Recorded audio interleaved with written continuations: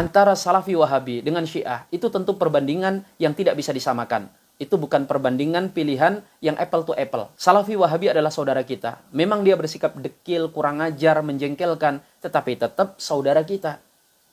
Di saat yang sama ada tetangga yang bermanis wajah, yang ramah, tetapi punya maksud dan tujuan kenapa dia berbuat baik dengan kita. Sikap kita kepada saudara yang bengal seperti ini, kita boleh marah.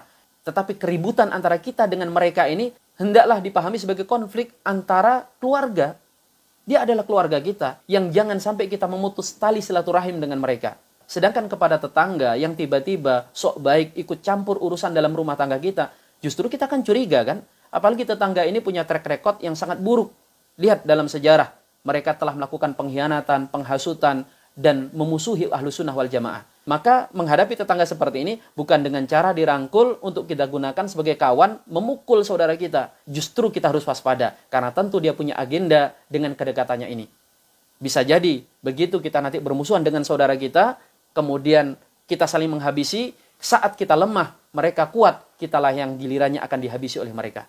Demikian, semoga sedikit tanggapan ini bermanfaat. Wallahu a'lam bishawab. Wassalamualaikum warahmatullahi wabarakatuh. Ustadz ini yang katanya lulusan Al-Azhar Mesir dengan bahasa yang halus namun berisi prasangka, menganalogikan bahwa Wahabi adalah saudara sedangkan Syiah adalah tetangga. Padahal guru-guru besar Al-Azhar jelas mengatakan bahwa Syiah dan Ahlus Sunnah adalah bersaudara. Mari kita lihat video berikut ini.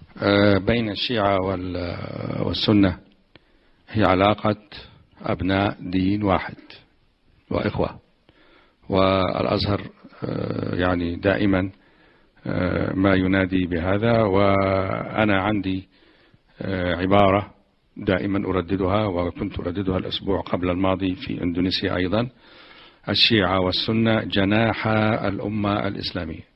الأمة الإسلامية لها جناحين، جناح اسمه السنة وجناح اسمه الشيعة. هذا كلام لا فصال فيه، ولا يستطيع أهل السنة أن يخرجوا الشيعة من الإسلام، ولا يستطيع الشيعة أن يخرجوا السنة من الإسلام.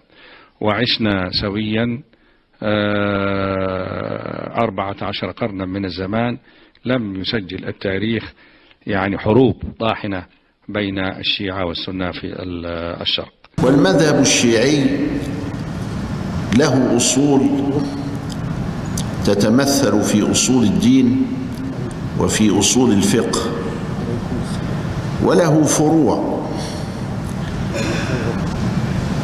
وفي أصول الدين وفي أصول الفقه وفي فروعه يختلف كثيرا أو قليلا عن مذهب أهل السنة والجماعة.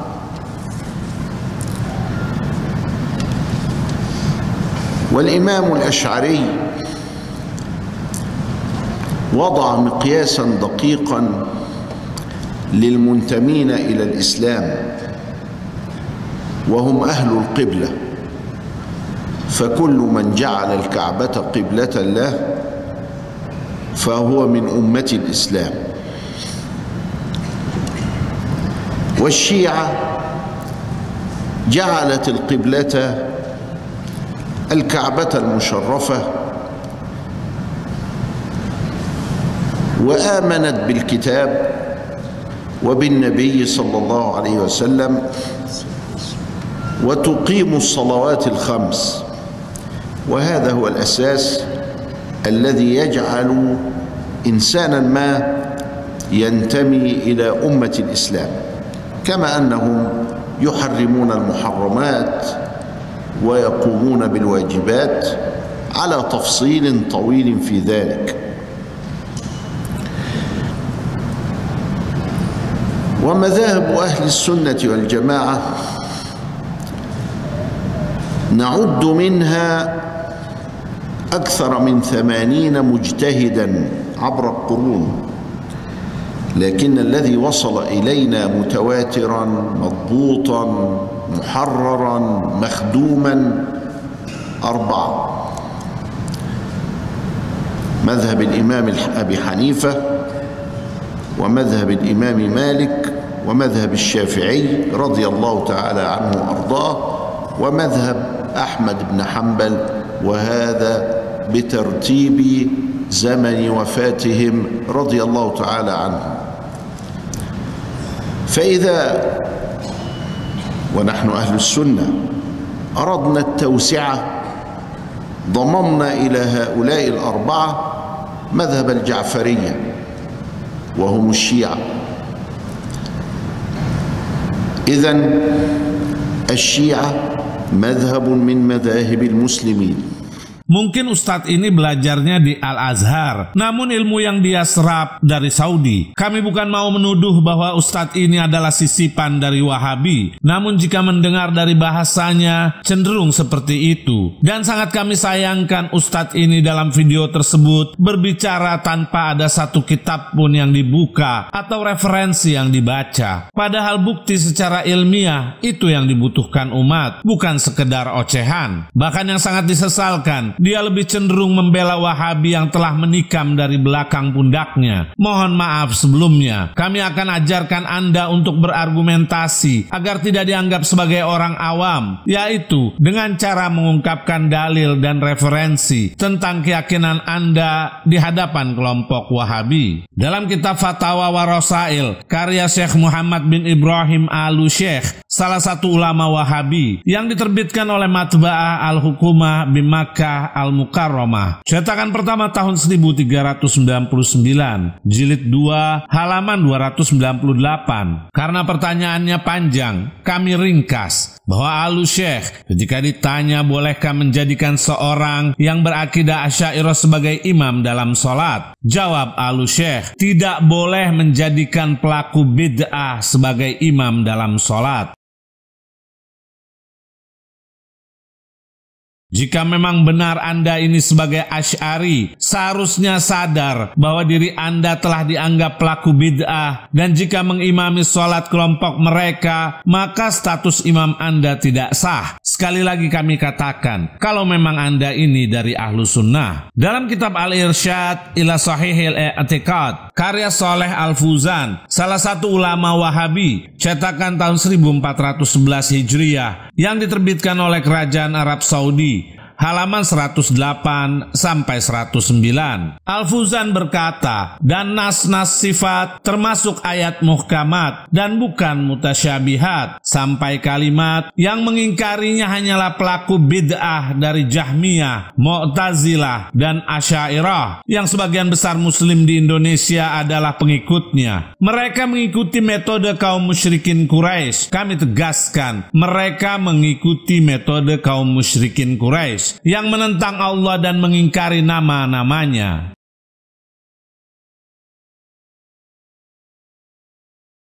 Jika memang Anda asli berakidah Asy'ari, maka dalam kacamata kelompok Wahabi sama dengan musyrikin Quraisy. Ternyata yang Anda katakan bahwa Wahabi adalah saudara kita telah mensejajarkan Anda dengan orang-orang yang menentang dan mengingkari nama-nama Allah. Atau jangan-jangan Anda sudah kesisipan paham mereka. Dalam kitab Naqdu Aqaid Al-Asy'ariyah wal Maturidiyah karya Al-Ghamidi, salah satu ulama Wahabi, yang diterbitkan oleh Dar Atlas Al-Khadra, cetakan pertama tahun 2009, halaman 204 sampai 205. Al-Ghamidi berkata, inilah perkataan mereka yang kufur dan mazhab mereka yang musyrik, serta kalimat-kalimat mereka hina dan memalukan. Dan apa yang telah aku sebutkan merupakan contoh. Apa yang kami katakan tentang mereka sudah cukup, bahkan lebih. Dan di dalamnya terdapat dalil bahwa banyak dari pengikut Asy'ariyah dan Maturidiyah, khususnya generasi yang belakangan dari mereka, sudah terlumuri oleh kaum sufi dan pendapat-pendapatnya yang musyrik di dalam macam-macam kemusyrikan. Dari berdoa kepada mayit dan memohon pertolongan, serta bernazar kepada mereka, menyembelih atas nama mereka, juga sujud kepada mereka, dan kepada berhala-berhala yang ada di sisi kubur mereka.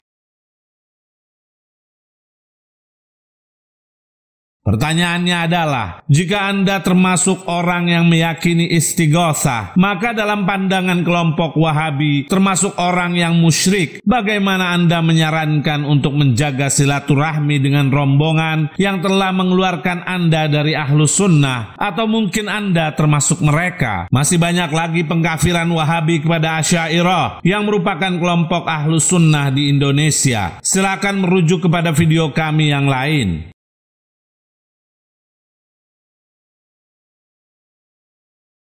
Kami bukan dalam rangka membela Syiah yang Anda katakan pengkhianat, penghasut, dan memusuhi Ahlus Sunnah, wahai Ustadz. Walaupun Anda menggunakan bahasa sehalus apapun, namun tetap jelas Anda sedang melakukan ujaran kebencian. Dunia dapat menilai bagaimana peran Syiah dalam membela saudaranya Ahlus Sunnah.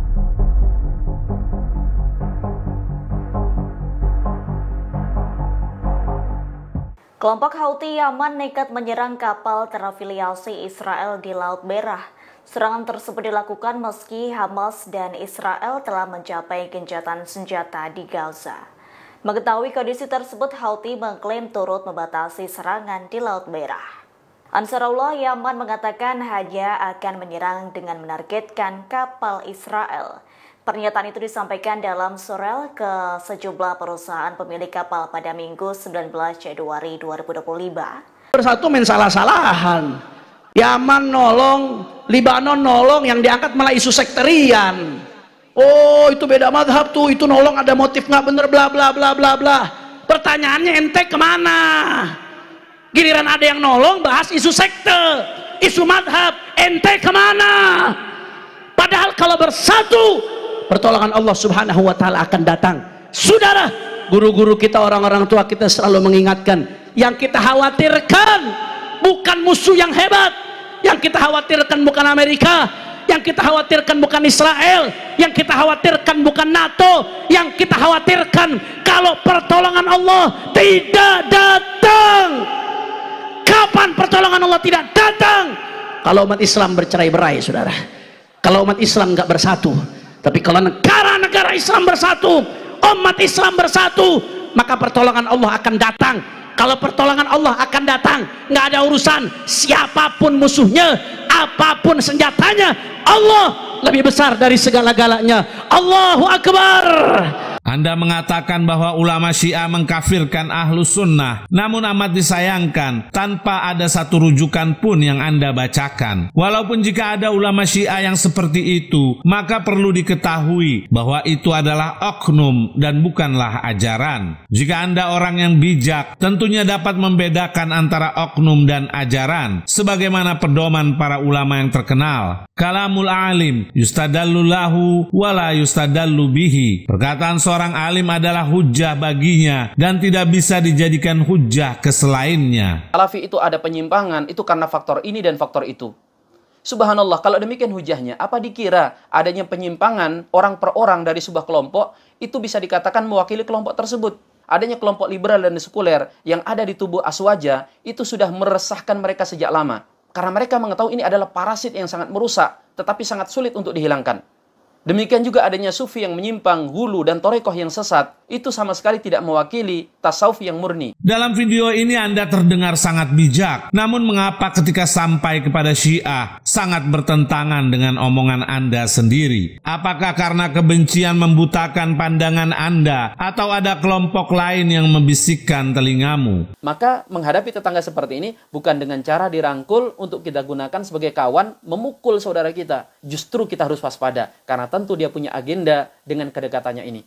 Nah, terus kenapa kok justru yang kelihatannya membela Palestina, yang kelihatannya melawan Israel terang-terangan adalah Syiah? Yaman Syiah, Hizbullah Lebanon Selatan itu Syiah, Iran itu jelas Syiah, ya kan? Jawabannya sederhana, Pak. Jawabannya adalah cari panggung.